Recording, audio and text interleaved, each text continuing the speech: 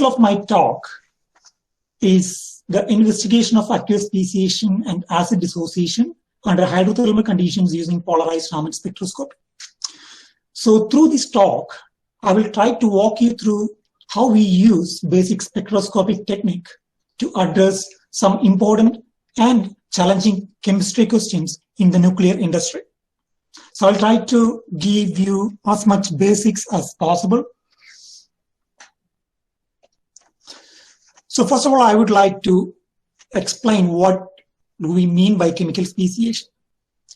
So it is the distribution of a specific element in different chemical forms which exist in nature. For example, if we talk about the chemical speciation of X, which can exist in different compound forms. So it can be, we can take as an example, for carbon, we can exist as carbon monoxide, carbon itself, carbon dioxide, other hydrocarbons, carbonic acid, etc. So that defines the chemical speciation of carbon in a particular system. So it is important to quantify the amount of different chemicals which results from a chemical speciation and which define the property of a specific system. It is more relevant in the context that the chemical speciation change with environmental conditions like pH, temperature, pressure, etc. So as I said, it is important to understand the chemical speciation of different species depending on what the species is. There are different experimental techniques which can identify different chemical species, but it is for chemical speciation studies, it is more important to have a technique which can identify different chemical species simultaneously at a given set of conditions, which is important. So in this talk, I'll be talking about how we use spectroscopy to study chemical speciation at different conditions. So the basic principle of spectroscopy is matter interaction with light. So as we all know, when we shine a light onto a sample, there are different processes which occurs like reflection, scattering, transmission, refraction, etc. And also the sample can absorb light as well. So studying the change in the property of light after it hits the sample can help us understand the property of the species of interest or the system under investigation. So that is the basic principle of spectroscopy to study chemical systems. So just to give you a background of what spectroscopy is and how spectroscopy is used to study different chemical systems. So you all might be familiar with Jablonski diagram. This is not a full Jablonski diagram, but let's say you have a compound in the electronic ground state and you shine it with some light and it absorbs the electron in the ground state will absorb the light and get excited to a higher electronic level. So in that process, it absorbs some light and it will transmit the remaining light. So there is a difference in the intensity of the light which go into the sample and which comes out of the sample.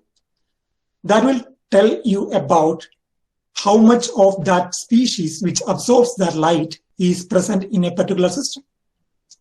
So by probing the change in the intensity, you will be able to quantify the amount of a particular chemical species present in a system. In the excited state, the molecule or the system will be unstable, so it will come to a lower excited level. If the compound has some specific properties, it will come back to the ground electronic state by emitting light. Since the energy difference between the ground and the excited state from which it comes to the ground state is different, now if it emits light, it is called fluorescence or phosphorescence, but the wavelength of the light, because of the difference in energy, is now changed. Now you see the light coming out of the compound that will be of a different wavelength. But that difference in energy corresponds to the wavelength of the light emitted by the compound. So that will give you an information about the difference in the energy between the excited state and the ground state. So there are different methods to look at the light which comes out of the molecule at different stages of this process. So to probe the chemical property, to probe the identity of a species, you can probe the change in intensity, or you can probe the change in wavelength, or probe the change in any of the physical properties of light which interact with the matter. Or you can use a combination of all these properties like change in intensity, change in wavelength, or other properties of light to understand the molecule. But the most important thing which we should keep in mind when we use spectroscopy is that spectroscopy is not probing a static molecule, because there are some processes happening inside the molecule which change the electronic property of the molecule, which enable us to look at the molecule. So we are never probing a static molecule by using spectroscopy.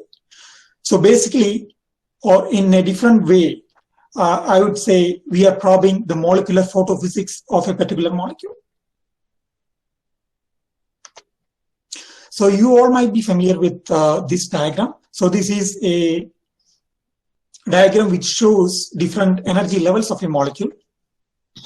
Just to give you the idea about what each level corresponds to. So there is electronic levels. Within the electronic levels, there is vibration levels. And within those vibrations, there are rotation levels. And the energy difference for the excitation between different levels. For the UV region, it is the electronic energy. For the infrared region, corresponds to the vibrational energy level changes, and the microwave region corresponds to the rotational energy level changes. So today, for this talk, we'll be mostly interested in the vibrational energy level changes. So for a molecular vibration, so you all know for a molecule with n number of atoms, there is 3n-5 or 3n-6 number of modes of vibration, depending on whether it is a linear or a non-linear molecule. And the frequency of vibration is represented by the equation here. And there are different ways to look at vibrations or the vibrational frequency of the molecule. So the vibrational frequency will change depending on what the force constant K of that particular vibration is, and also dependent on the reduced mass of that atoms involved in that particular vibration. So here is a representative example where it shows the vibrations of the water molecule and the corresponding wave numbers or the corresponding frequency of vibrations are given. So there can be symmetric and asymmetric vibrations. So we'll talk about those in our later slides. So the technique which I have used to look at chemical speciation, or the spectroscopic technique I have used, is called Raman spectroscopy. So when you shine light on a sample, as we already discussed, there are different processes which can happen. So one of them is scattering from the sample. So when you shine light on a sample, almost 99.999% of the light will have the same frequency. So what I mean is, whatever frequency of light you hit the sample with, the same frequency comes out. There is no molecular level or energy level information in that, because there is no energy absorbed by the molecule. But 1 in 10 billion photons will have a slight difference in the energy. You can see I gave in the green light and I'm getting the red light back. So there is a difference in the energy which went into the molecule and which came out of the molecule as a result of the scattering process. So if you know the energy of the incoming photon and the outgoing photon, you know the energy difference between the vibration level V0 and V1, which is the difference in the vibrational energy levels. So for each molecule, there is different kinds of vibration, and which is also unique to a particular molecule.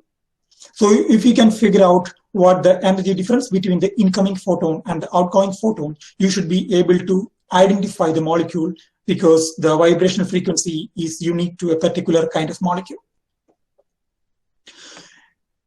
And when the energy difference between the incident photon and outgoing photon is different, there can be Stokes scattering or anti-Stokes scattering. If the energy of the incident photon is higher than the outcoming photon, it is called Stokes scattering. And if it is the other way, it is called anti-Stokes scattering. So we have to use laser for some of the spectroscopic techniques.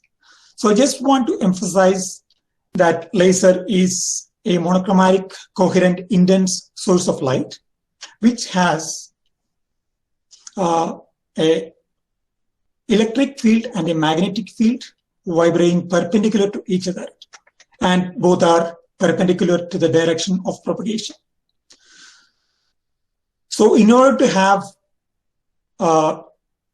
any interaction of light or electromagnetic radiation with matter, first we should understand that it might be the electric field which is interacting with the molecule, or it might be the magnetic field.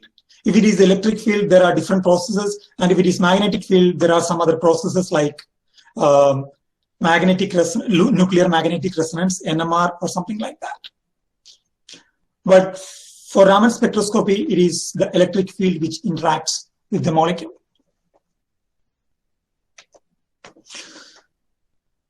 So you might have already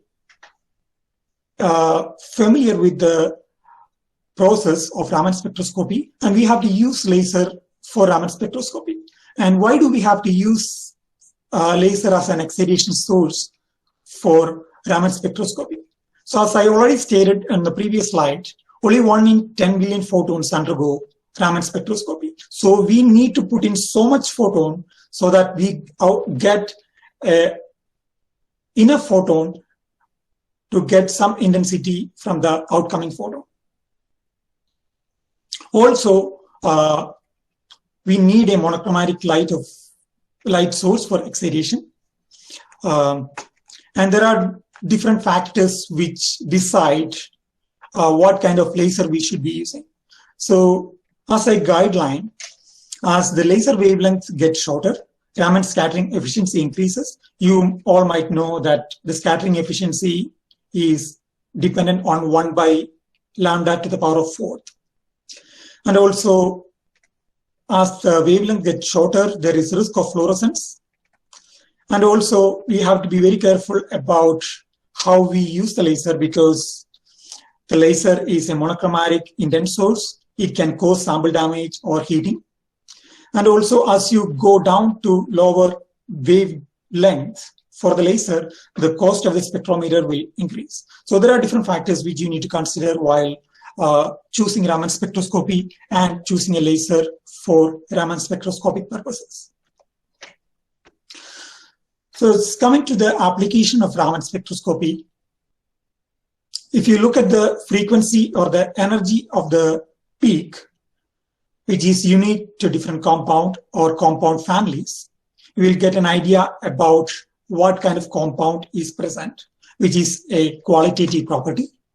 From the intensity of the peaks, which corresponds to the amount of corresponding compound, which is a quantitative property, then you can always look at the change in the Raman peak, because the difference in the vibrational level energy changes, which will give you an idea about how the molecular interaction changes, which in turn change the difference between the vibration levels. In solid, it can give you an idea about how the stress in the molecule is changing. And the width of the Raman peak have information about the quality of the crystals. And if in most cases for solids, if you look at the polarization of the Raman peak, it will give you an idea about the orientation of the molecule. And in turn, it will give you an idea about the crystal symmetry. So for the study which I'm going to discuss today, I'll be looking at the frequency of the peak and the intensity of the peak to get quantitative and qualitative information about different chemical species present in a particular system. So just to give you an idea about how we do our experiments, which is called polarized Raman spectroscopy. I will tell you why it's called polarized Raman spectroscopy in a minute. So you irradiate the sample with a laser light. At the sample, it hits the sample and it scatters. And you can see there are all different polarization coming out of the sample and going to the detector, which is called an unpolarized Raman spectra. Now, if you put a filter on the Raman path, you filter out of a particular polarization. Let's say your polarization is set in such a way that you collect the polarization opposite to the polarization of the laser, which we call as horizontal polarization. You get a polarization, only that polarization going in the detector, then you get a Raman signal. Now you shine the laser again, but now the polarizer is rotated by 90 degrees, which will let only the polarization which is parallel to the laser beam, which is called vertical polarization. Now you have two polarized Raman spectra. And if you use the maths which is shown here, you get isotropic Raman spectra, which contains only symmetric vibrations. So I already told you there are different kinds of vibrations like symmetric and unsymmetric vibrations. So in order to get an identity about the compound, you don't need to look at all kinds of peaks. You can just choose some peak which corresponds to the molecule. And what we have done here is to use polarized Raman spectroscopy to simplify the Raman spectra and how peak corresponds to different species, and those are only polarized Raman peaks. So when you do the polarized Raman spectroscopy and get the isotropic spectra, your Raman spectra looks simple. And in order to do polarized Raman spectroscopy, you can change the polarization of your polarizer at the sample end, or you can change the polarization at the laser end, which is going more into the technical details of how we do the experiments.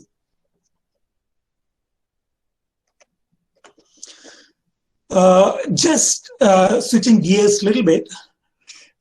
So what I discussed so far is the experimental background and the technique which we use and how it is able to probe chemical speciation. So why are we interested in studying high temperature aqueous speciation?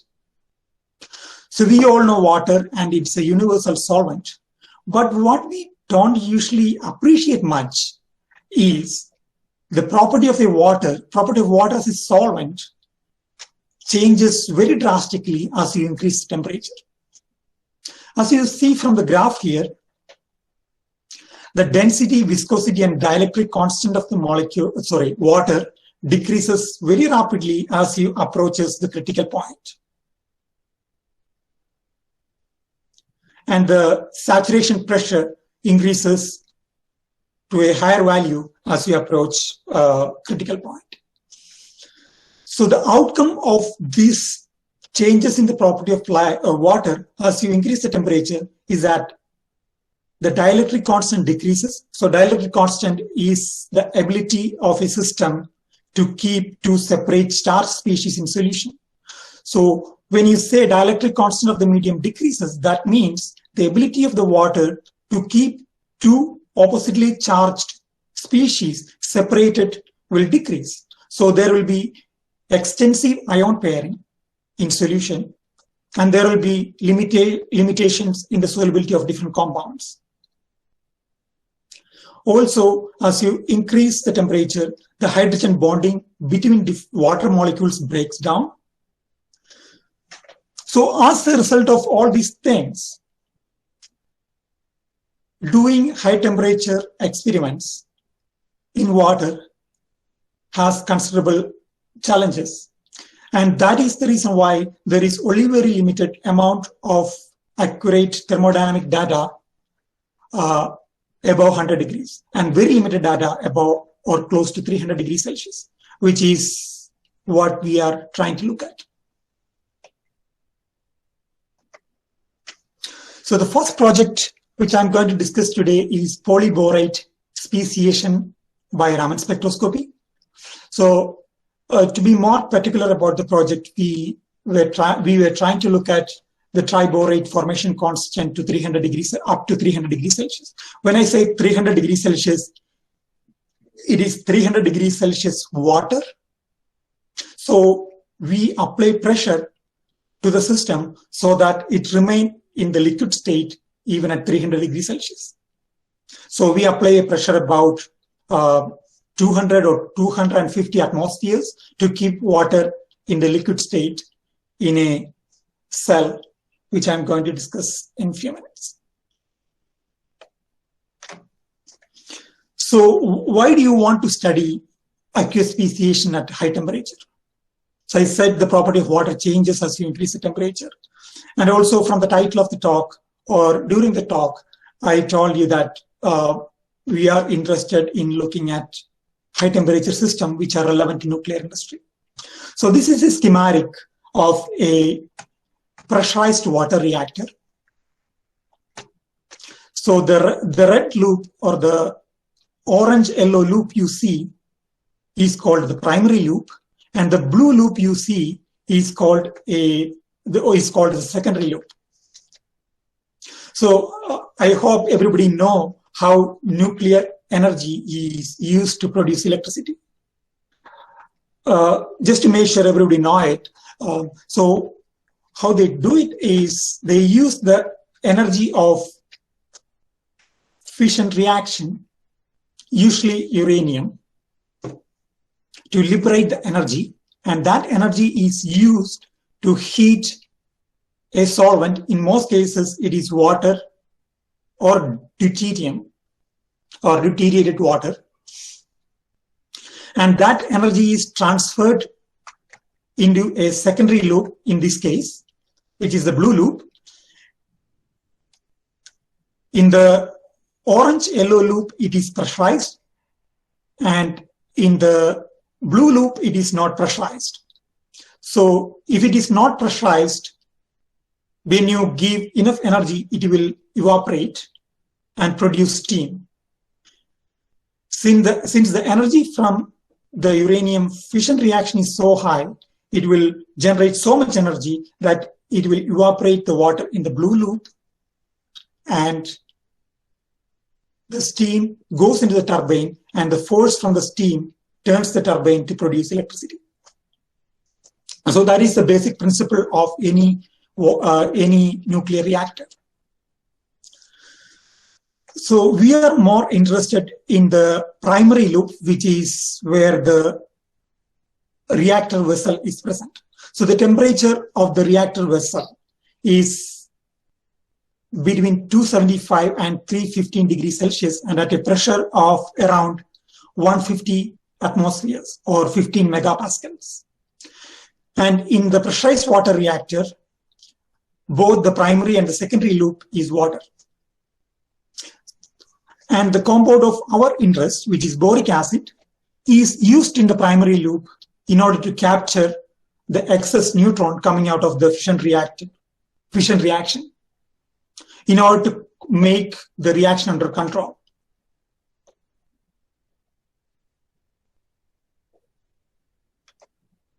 So we come into this project because there was a problem associated with addition of boron or boric acid into the nuclear reactor. There is something called CRUD-induced power shift, or CIP, which changed the nuclear fuel efficiency by about 10 to 15%.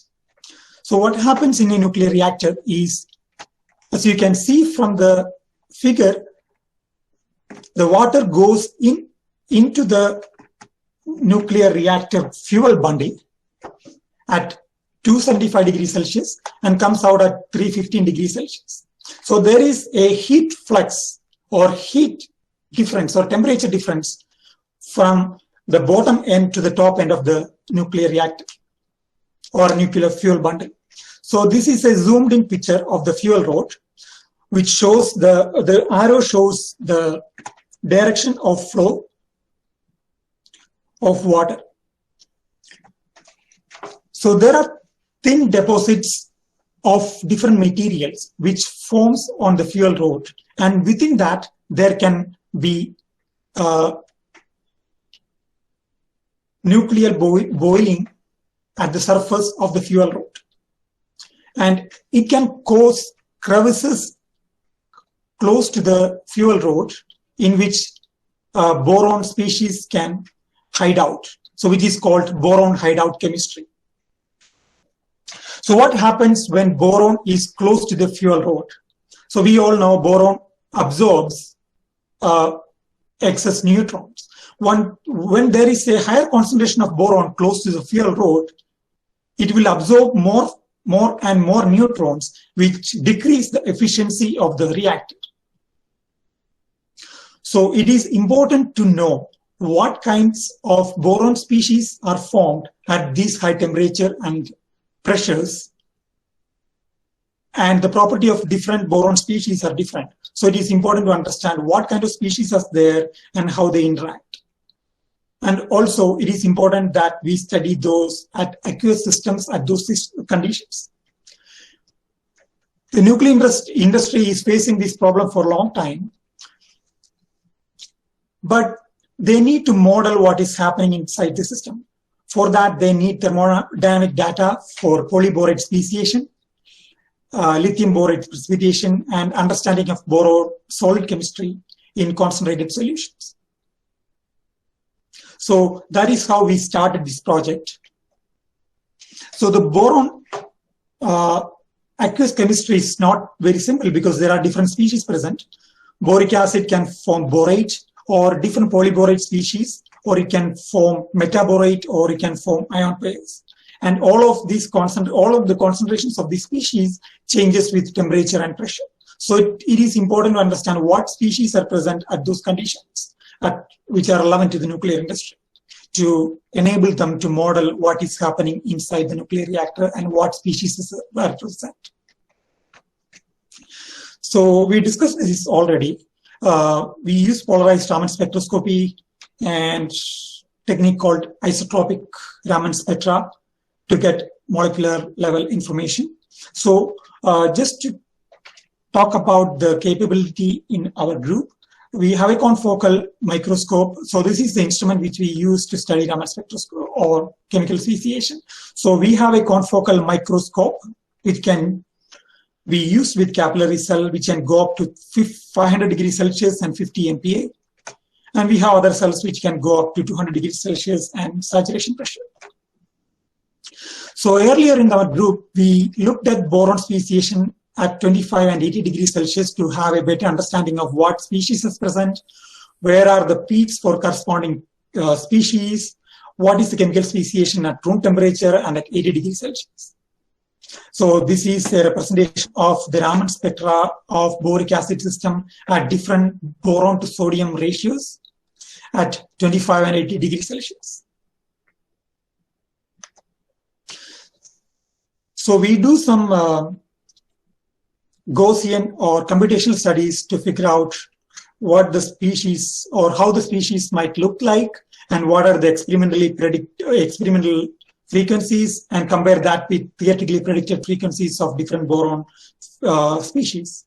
So this is a summary of what the species are and what the frequencies which we see from experiment and comparison with the theoretically predicted values.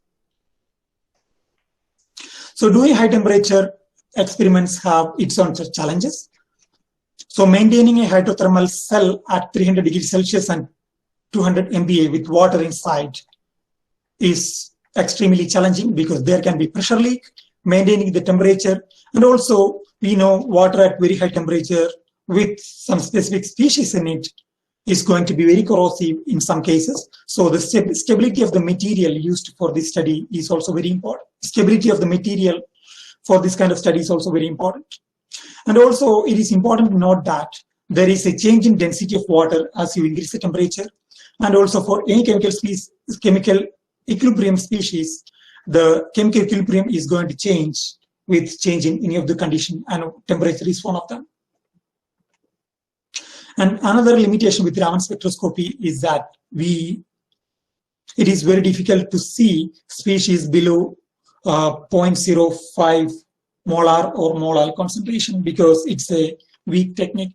So you can get rid of this kind of limitation by using resonance Raman or SIRS or something like that, but I'm not going to discuss anything about that in this talk. So for this study, we have to use the Raman system which I mentioned, and we have to design a specific cell to accommodate our need to go to high temperature. Because when we try to use our normal cells at these conditions, which broke the cell because the boric acid solution was corrosive at high temperature and high pressure. So we came up with a titanium sapphire flow cell to be used for Raman spectroscopy at hydrothermal conditions. So the body of the cell is made up of titanium, and the window material is made up of sapphire, which is a very inert material. The seal of the cell is made with gold, which is again inert.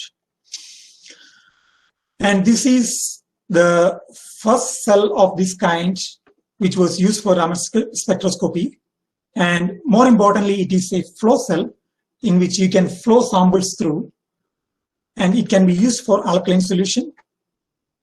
And we can use it for Raman spectroscopy and UV visible spectroscopy, as it can operate in flow and stop flow modes.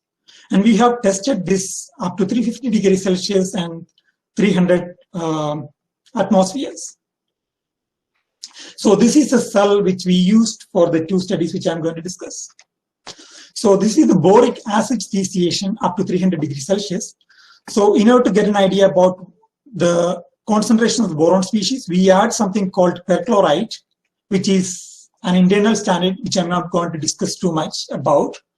And we get something called scattering coefficients. So you can see within the spectra from 25 to 300 degrees Celsius, which is the Raman spectra, there is only perchloride, which is the internal standard, and the boric acid. There is no other peak which corresponds to any other species. So which indicates that if it is just boric acid in the system, it is mostly boric acid alone, and there is no chemical speciation happening to boric acid even up to 300 degrees Celsius. But it changes very rapidly if you add a very small amount of sodium hydroxide, or if the pH of the solution is slightly alkaline.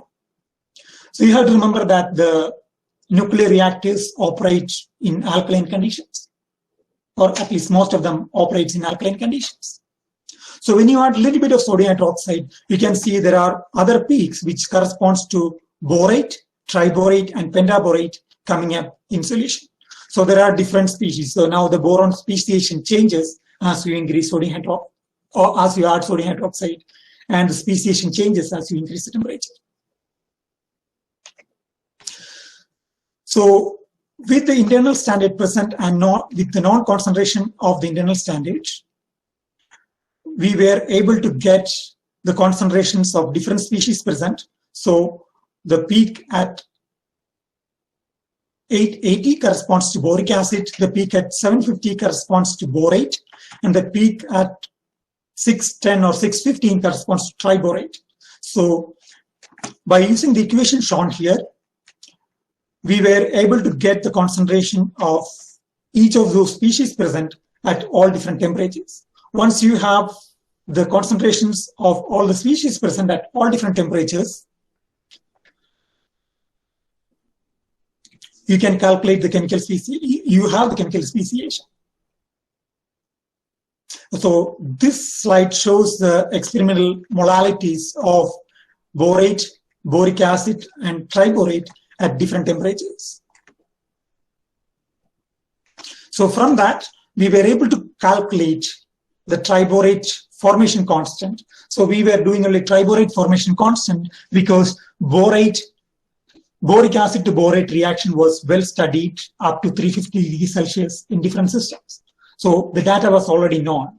So the data which was not known was the triborate formation, where triborate is an important species up to 300 degrees Celsius.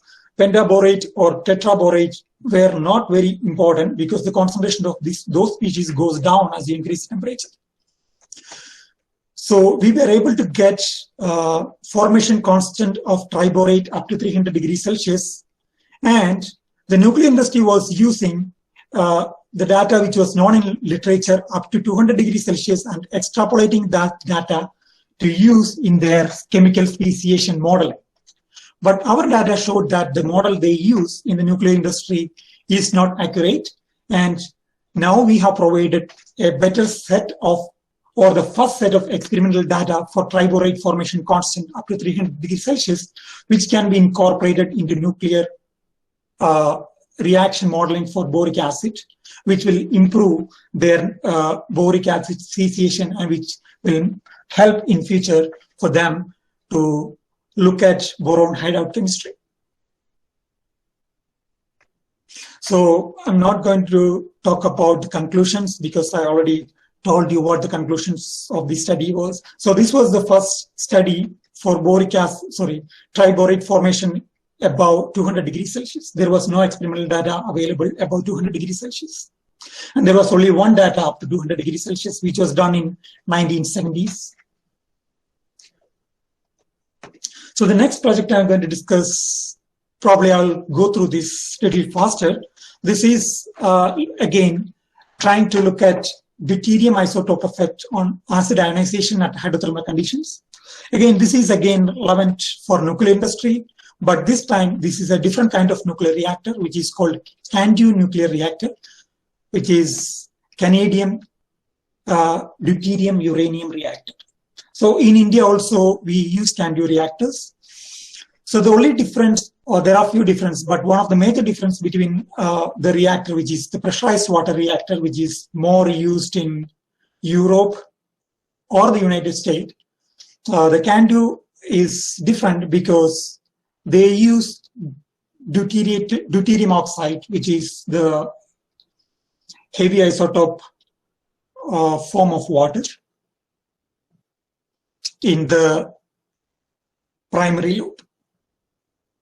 And the secondary loop is again water. So they use deuterium because deuterium have a neutron absorption coefficient, so they don't have to add anything more to the deuterium. So the figure you saw here is a similar figure of nuclear reactor. So deuterium oxide or heavy water exists in the system or move in the system at 250 to 310 degrees Celsius at a pressure of 100 atmospheres. So this is a more realistic picture of a nuclear reactor. So the green tubes you see are called feeder tubes going into the reactor and coming out of the reactor, which pumps in deuterium oxide or heavy water into the system. So at the inlet, it go in at 250 and comes out at 300 or 310 degrees Celsius. So there is again a temperature gradient because of the nuclear fission happening inside the reactor. So there is a passive oxide layer of iron on the feeder tubes, which feeds the water or heavy water into the system.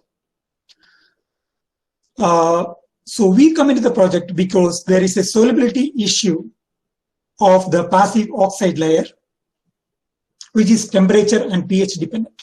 So if you look at the diagram on to the right, which is the plot of log iron concentration as a function of temperature, you can see at pH 10.3 at 250 degrees Celsius, the solubility is less and the solubility of the iron increases at 300 degrees Celsius. What that means is at the inlet tube, there is less solubility, and at the end of the tube or the outlet, there is high solubility. That means there is a rapid dissolution of the oxide layer, which is not good for the life of the feeder tubes and the reactors.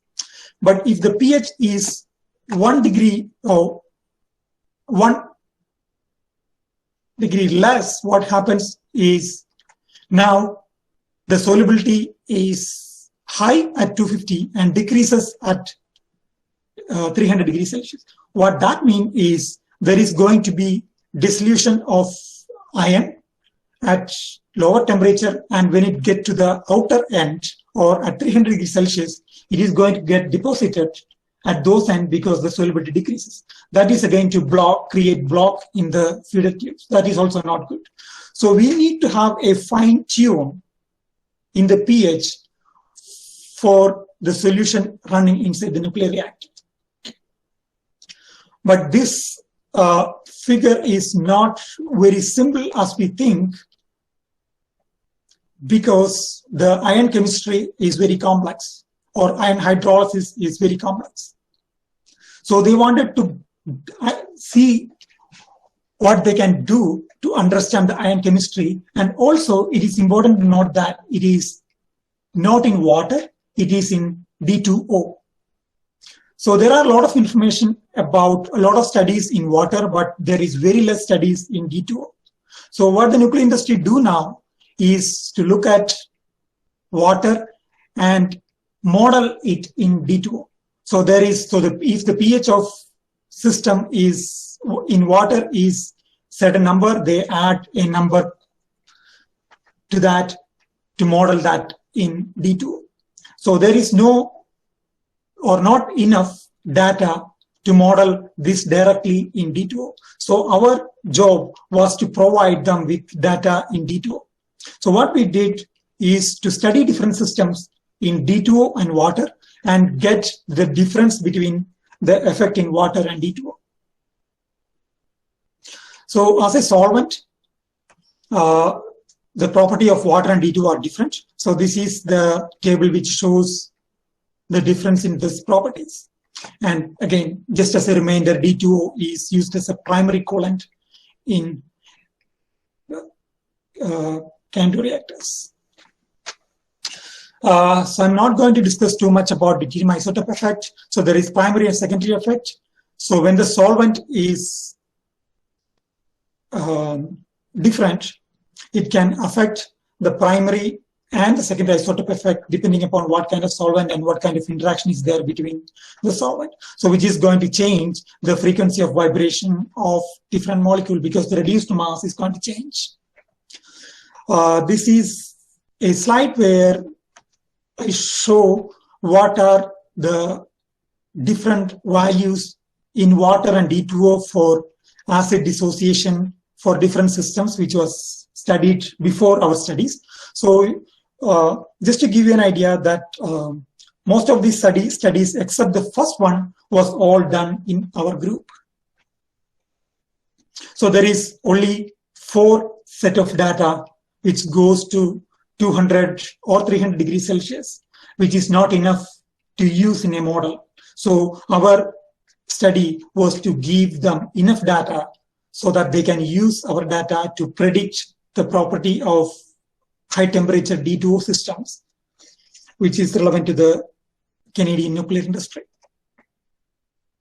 So what we look at is the delta pKa, which is the pKa difference between water and D2O.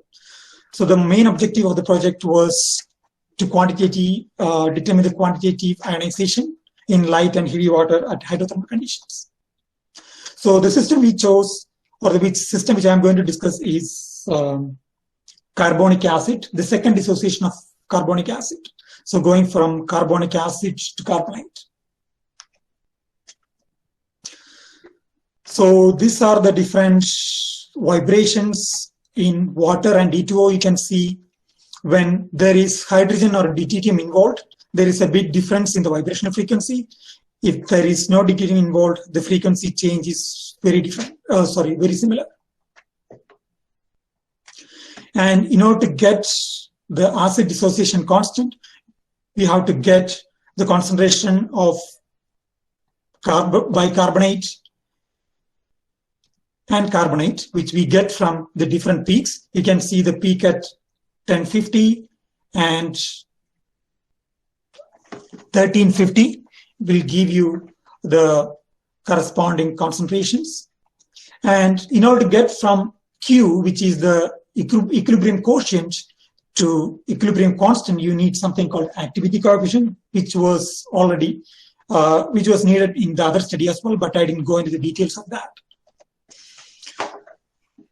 So after getting all this data, this is just a plot of the pKa value in water, which compares to whatever was known in the literature. So the black dots are the already known data up to 250 degrees Celsius, and the red ones are our experimental data, which goes up to 325 degrees Celsius. And this was fitted using a density model, which is usually used to fit this kind of data. So when we compare the effect of deuteriation or using it in D2O, you can see the two different plots. The blue one is for D2O and the red one is for water. You can see there's a clear difference between the deuterium isotope effect or delta pKa. So the nuclear industry was using a constant value for this difference at room temperature and at 300 degrees Celsius. So our study shows that it is not a constant value. The difference between the pKa values is lower at, or higher at room temperature, and it decreases as you increase the temperature. So there is a need for refinement of what they currently use in nuclear industry. But this is just one study. We are looking at different systems in our group, and we have already completed 3 or 4 different systems to look at this kind of effects. So to conclude this part, we were able to look at deuterium isotope effect, which will give delta pKa value up to 325 degrees Celsius for the bicarbonate system. So I said, we have studied other systems. So the experimental data combined with the computational predictions of deuterium isotope effect on equilibrium constant under the primary coolant condition for CANDU reactors can be used to develop predictive models, which will help them design the pH or predict the pH of the system in a better or more understanding way. So that's all what I have to talk today. So I would like to thank different people who are involved in the group or on different projects, and everybody present in the hydrothermal group. And also we got a lot of help from the electrical and machine shop regarding the design of the cell and the spectrograph. And this project was funded by EPRI, which is the Electric Power Research Institute in the US, for the nuclear industry related project for the pressurized water reactors, and Canadian nuclear industry for the CANDU related projects. And this is the funding agency. NSERC is the funding from the Canadian side, EPRI from the US side. CANDU Honest Group is the system which operates for the well-being of the nuclear reactors in Canada. And University Gulf and Nuclear Waste Management Organization in Canada. OLI is a modeling system which is currently used in Europe for model nuclear systems and under hydrothermal conditions. And MultiQ, which is another system which is used in US nuclear industry. And this is our group with the group members. And this was a photo which was taken in 2019. And some of the group members have changed already. And I would like to thank you for your attention. And I will be happy to answer any questions if you may have.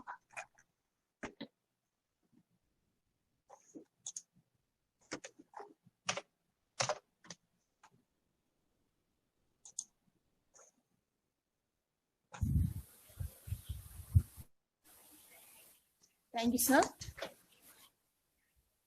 Professor Biju Peter, Head, Department of Chemistry, Newman College, will render a note of gratitude. Vote of thanks. Good afternoon to all. Today afternoon, we enjoyed a nice presentation by Dr. Swaroop Shashidharan.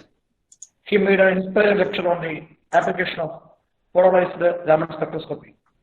I use this opportunity to thank Dr. Swaroop Shashidharan for his inspiring talk. Thank you, sir. I thank our principal, Dr. Thompson Joseph, for this present. I also thank the coordinators, Dr. Bijoy Thomas, Dr. Sindhu Joseph, Dr. Araf Joseph, and Sri Vijin Choi. I also thank all the participants. Thank you all.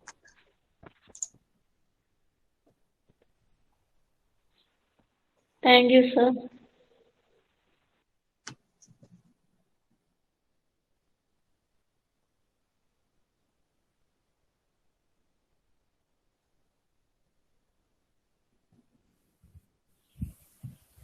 Once again, thank you all for the wonderful participation, and thank you, sir, for your time.